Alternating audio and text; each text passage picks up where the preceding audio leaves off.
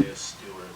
Seems like when he came in at the end, he really helped settle the team, made some free throws. Can you talk about his contribution at the end of the game?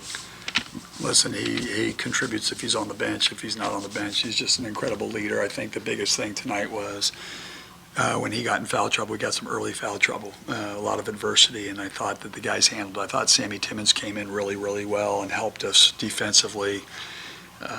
Elijah Hardy in the second half, man-to-man, and Jamal Bay I thought was really aggressive. So there were some good signs. When you lose a guy like Isaiah, you have that little adversity early. It was interesting to see how they were going to respond, and for the most part, I thought the guys responded well. How difficult is it to play a game like that when it seems like there's just no rhythm to it at all? You know, do you golf? I go. Are you in the sand trap a lot? I'm sure you are. No, I am. But when you're in the sand trap a lot, you're just like, get me out of it. And you know, the ones that go in and hit and roll right back, you're like, oh my gosh, keep your head down. Yeah.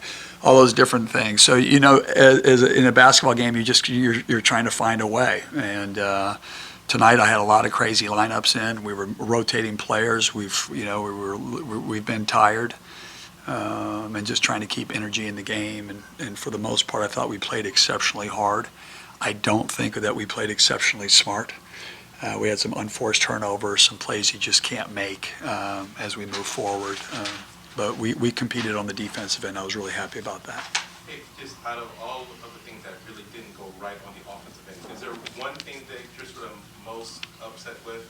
I just think, you know, when we had an early lead, I don't know if it was 12 or 13 in the first half, you just, you know, when you're playing a team like Montana or a championship caliber program like them, you know, they're never giving up, you know, and you got to keep playing the right way. You know, we were going inside, we missed it a couple times, you make a turnover here, you have defensive breakdown, and you let somebody regain their confidence. And in a team like that, they kept going. I felt like we got a little away from playing the right way. And when I say play the right way, who's open, how are they defending, where the ball's going, and then, you know, blowing some rotations on the defensive end, which, you know, we defend the three as good as anybody in the country last year, and they made 9.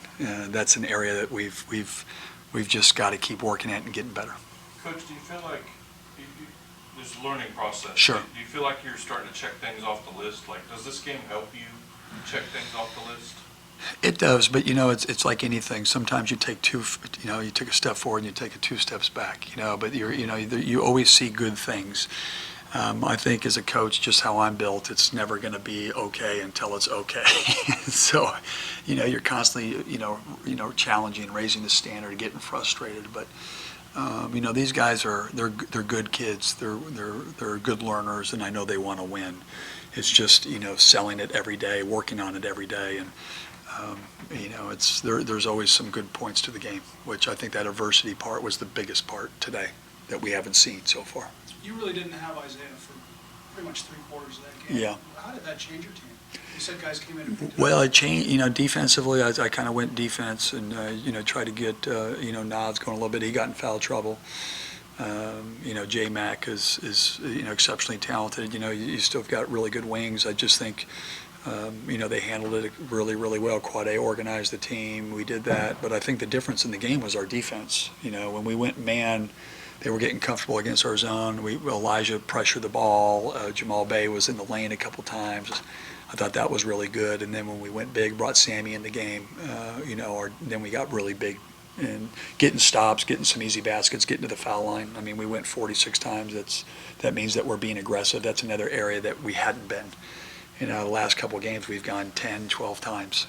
So I felt like we were more aggressive. Nas had a couple big-time drives in transition. J-Mac had a big-time drive in transition. So we were aggressive there. The threes that you guys got tonight were at least the looks. Were they good looks, or was it? I think there was a couple contested, but for the most part, I thought we got really good looks. You know, we got good shooters, and people talked about the foul line. We shot 76% tonight. We just got to keep getting better, and it's going to be nice. Hopefully, we can play well on Sunday, and then we have a week to kind of regain our breath, get our legs back, and actually have some good practices. How important was the freshman to experience this kind of environment with the lack of flow? the frustration. You know what? It was a game. There was a lot of challenging times, and you get better through challenging times. And like I said, the adversity of getting in that foul trouble and other guys having to step up and play I think was really, really big. But it's priceless. To be able to get opportunities, be able to teach and win. Did we play great? I don't think we played great at all. But did we play pretty good in some areas? Yes. To be able to win and teach, I think it's going to be, really, really beneficial for this team. Coach, when you guys switch to the 2-3 zone, it seems to settle you guys down. Is that what you see as well? Yeah, and it's different. Like you can pressure the ball and you can give them a different look where they're trying to run plays. They have a timeout and they don't know what you're going to be in, and you come in and now you're huge. I had a lot of times I had Jamal and Nas up top with Hamir and Jaden, and you got Sammy or Isaiah at the end. That's tough for a lot of teams to play against. And so, we have different weapons, and you'll see that based on how the game is going. But for the most part, I think the zone does settle us down. And when it's good, it's really good. We just got to defend the three better. How close for you to absolutely losing that on that Nas foul, steal, whatever that was? I don't know what that was. What are you talking about? What do you mean? I'm talking about. You know what? In a game when you're competing, you're in there competing, and every play matters, and those type of plays can be game changers either way. And so, it's a hard game to officiate. It's a hard game. It's so fast, they're so athletic, and sometimes they go your way, sometimes they go bad. But I have good assistants that can calm me down. Couple more guys. Got Yoda back here. I got Luke. Everything will be fine. Yeah. Movie references for days. Do you like my movies? I do. All right. When you have the game that's called that way, do you just tell the guys, all right, head down, just go to the basket, like rest of them? Well, no, we want to be aggressive. I mean, that's just part of how we want to play.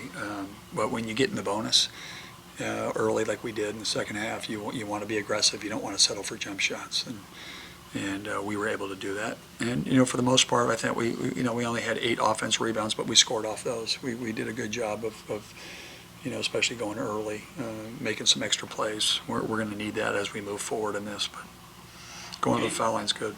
Can you imagine winning a game by 17 or 16 by not having any three-pointers and 20-plus turnovers? No, ever. The numbers don't add up. It's like 1 + 1 = 9. But I will tell you this. I really believe that we really competed. We did. It's one of those things where sometimes you have those games where you don't make a shot, or the ball slips out of your hand, or some of those plays happen. But finding ways to win, I think, is big, especially with Isaiah and Nas and those guys getting Jaden had too early. It becomes pretty challenging, but the other guys stepped up, and that's why you have a team. Isaiah was actually pretty productive, 18 points, 14 minutes. Wasn't on the court a lot, but he was certainly impactful in extending the lead late in the game. Well, I thought that was big, him getting in foul trouble early, because there's no one that can handle him. And, when you have a player like that, you just keep feeding him, and he'll get openings for everybody else. And so, that was a challenge. But he's as good as anybody in the country. And, that's pretty good points per minute. Yeah. And Last one, guys. You picked a good game to hit 78% of the free throw line. You know what? Yeah, I mean, people have questioned. It was good to get there. Guys were comfortable. We've got good shooters. That's I think going to be big for us moving forward. And we start hitting the threes, stop limiting the turnovers, and we have a chance. We have a chance to be really, really good. With the way the fouls were called tonight, though, Mike, and especially with the refs now starting to get used to Jaden and Isaiah and these guys, are you concerned at all that they're forming opinions and they're trying to figure out kind of? I don't know. I think every game's different. Our officials are really, really good and professional, and it's hard, man, especially when you have two Goliaths going at it. Bigger guys, and Isaiah's, when he's really big, guys will try to get up under him and charge or flop. That's why they have the flopping rule. They call it a flop early, or a warning. But you know, he's going to demand respect as a player because of who he is and how he plays and the type of character that he has. And so, you know, we need everybody to be able to do that.